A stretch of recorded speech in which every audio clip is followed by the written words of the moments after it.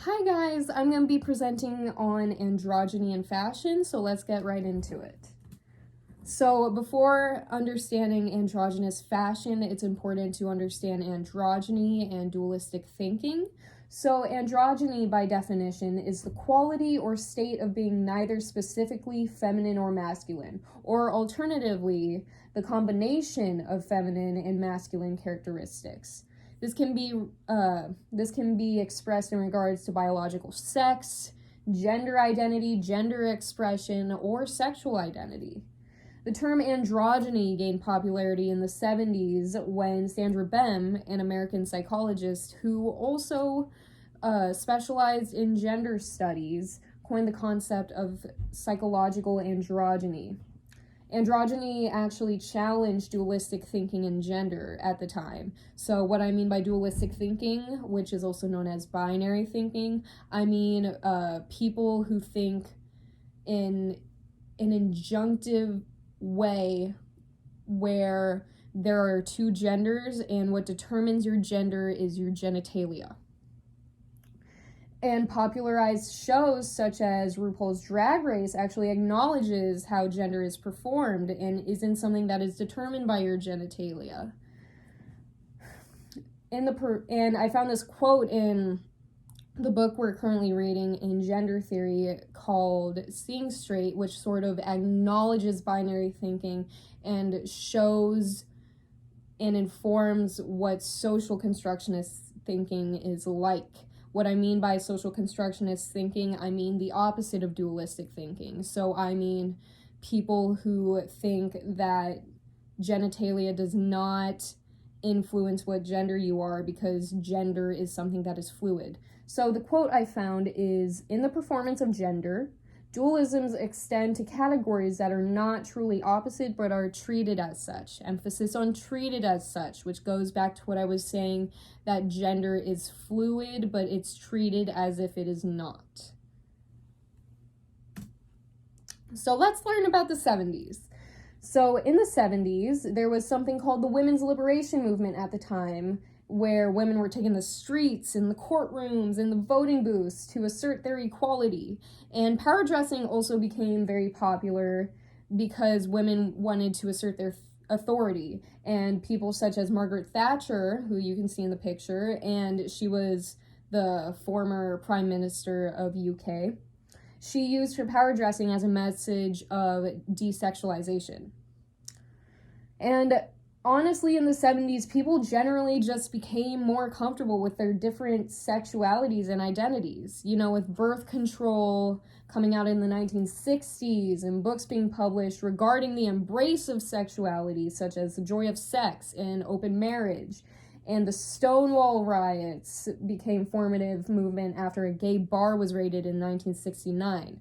So the Stonewall riots, also known as Stonewall Uprising, was, as you know, an uprising after a bar in New York City got raided by the NYC police. And I found this quote that said, "The unisex movement may have made women's clothing more masculine, but it never made them unfeminine. Furthermore, attempts to feminize men's appearance turn out to be particularly short-lived." So I wanted to highlight the beginning part because the whole thing about this power dressing movement wasn't to look like a man, it was to gain equality and the respect that women wanted and deserved at the time. So, breaking gender norms in fashion. This is going to focus on the fashion industry and what they had to offer throughout the decades. So, in the 1960s and 70s, fashion brands began coming out with much more masculine clothing for women. So, the Naru jacket came out at the time, which was, if you know the Beatles well enough, they had this famous lime green outfit where it buttoned up like a regular button-up, but it had the material of a suit jacket and then a turtleneck. That is the Naru jacket, and it became very popular within both genders as it was a gender-neutral item of clothing. Diane von Furstenberg came out with the wrap dress in 1974, which was essentially, it had the same effect as the power suit, where it just gave women authority. And then in the 1990s, androgyny comes back to the surface with fashion trends. This more happened with the grunge era, where women were wearing masculine clothing such as combat boots and flannels. And then South Korea also came out with the Kyopol look, which was also known as the his and hers look. So couples would be matching with their outfits, and it would reinforce the whole gender neutral trend at the time. And then in the 2010s, fashion brands forefront the androgynous look once again. So popular fashion brands such as Prada started merging men's and women's fashion on the catwalk. As you can see in this picture, that is a woman wearing essentially a men's style suit. And then Balenciaga starts featuring bodysuits and saddlebag hip coats with one size, shape, and style for everyone regardless of gender. So if it form-fitted a man, that did not stop women from wearing it, and vice versa, because they wanted to get over specializing certain forms for certain genders. The whole point was that anyone can wear any clothing, regardless of gender. Some major influences throughout the years, I chose to highlight the biggest stepping stones in this whole androgynous fashion venture. So in 1913, Coco Chanel creates pants for women, which was huge for women because before then all they generally wore were skirts and dresses. So once the pants were created and women started wearing them, it showed that women can wear whatever men can wear, so women can do whatever men can do. And then in 1966, Yves Saint Laurent creates the first tuxedo for women. So it takes that recent step of the pants and takes it a step further and shows that women can even wear men's formal wear. In the late 1960s, David Bowie, Jimi Hendrix, the Beatles, and Marc Bolan lead the Peacock Revolution. A huge highlight in the clothing for the Peacock Revolution was having menswear, such as like suits and suit jackets, and having these amazingly beautiful and colorful patterns on them, and making them more flamboyant to once again blur the lines of gender norms in clothing.